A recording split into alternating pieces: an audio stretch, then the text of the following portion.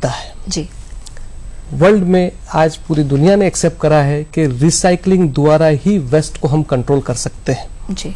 और सिर्फ वेस्ट को कंट्रोल नहीं कर सकते, वेस्ट को वेस्ट ना रहते हुए इसे रिसोर्स के रूप में भी यूज किया जा सकता है। अगर रिसाइकलिंग टेक्निक यूज करते हैं हम तो वेस्ट वेस्ट नहीं रह जाएगा, वो हमारे लिए सोर्स बन जाएगा जी।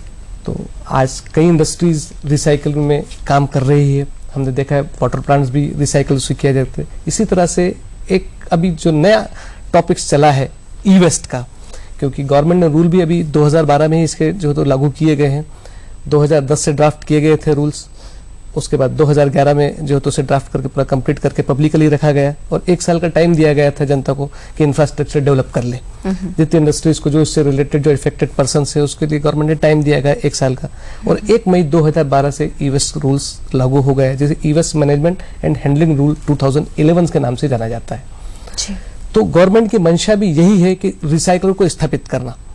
रिसाइकल स्थापित होने से वो जो एंड ऑफ लाइफ प्रोडक्ट्स है उसी को रिपेयर रिफर्बिश करके फिर से उसे जो है तो मार्केट में लाया जाए, सेलिंग लायक बनाया जाए, यूज करने लायक बनाया जाए उस प्रोडक्ट्स को। जी डॉक्टर साहब, तो आपने समझा कि रिसाइकिल जो सबसे महत्वपूर्ण आर है वेस्ट मैनेजमेंट का कितना आवश्यक है और आज कहीं ना कहीं यदि हम देखें हमारे आसपास जो कचरे का ढेर बढ़ता जा रहा है उससे निजात पाने का एक सबसे सरल माध्यम यही है रिसाइकिल। आपने रिसाइकिल की बात कही है डॉक्टर साहब, और जैसे कि हमने शुरुआत में प्रोग्राम की शुरुआत हमने की थी उन संस्मरणों के साथ जो 1984 में हमारे साथ हुआ, तो सबसे ज्वलंत मुद्दा जो उस समय का था केमिकल वेस्ट, जिससे आज भी कहीं ना कहीं हम जूझ रहे हैं।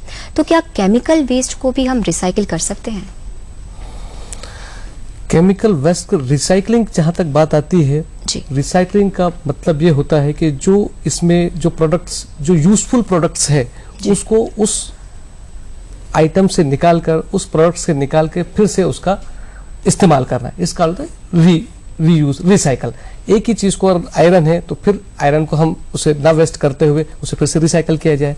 जहां तक केमिकल्स की बात है रिसाइकल करने की, उसमें कुछ चीजें हम रिसाइकल कर सकते हैं, बाकी कुछ चीजों को साइंटिफिक वे में उसे प्रॉपरली उसे निकाला जाए, एक्सट्रैक्ट किया जाए। अच्छा। ई वेस्ट में भी यही है कि जो जितने प्रोडक्ट्स है उसमें 1% ही वेस्ट पाया जाता है, लेकिन वो 1% को उस कंपोनेंट से साइंटिफिक तरीके से इको फ्रेंडली मैनर में निकालना, उसे निकाल के प्रॉपरली डिस्पोज करना, ये हमारी मंशा है, ये हम करना चाहते हैं। और बाकी जितना 99% जो प्रोडक्ट्स है उसको फिर से रिसाइकिल किया जाए, जैसे कॉपर है, आयरन है, एल्यूमिनियम है, कुछ प्रीशियस मेटल्स है, ये सारी चीजों को फिर से रिसाइकिल किया जाए।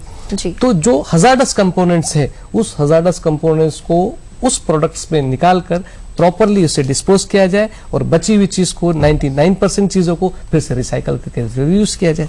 प्रदूषण नियंत्रण की जब हम बात करते हैं तो कहीं ना कहीं सबसे बड़ी जिम्मेवारी हमारी होती है वो है वेस्ट डिस्पोजल की, जिसमें सबसे बड़ा हिस्सा है ई वेस्ट का। आज हमने जाना कि प्रदूषण को नियंत्रण करना है तो सबसे जरूरी है ई वेस्ट का डिस्पोजल प्रॉपर तरीके से, सही तरीके से हो सके। डॉक्टर साहब, राष्ट्रीय प्रदूषण नियंत्रण दिवस के मौके पर आप हमारे साथ जुड़े और आपने हमें ई वेस्ट मैनेजमेंट किस प्रकार किया जाए, इसका खतरा क्या है, इससे किस तरीके से हम उचित तरीके से डिस्पोज ऑफ कर सकते हैं, इन सभी बातों से अवगत कराया। आपका बहुत बहुत धन्यवाद। धन्यवाद।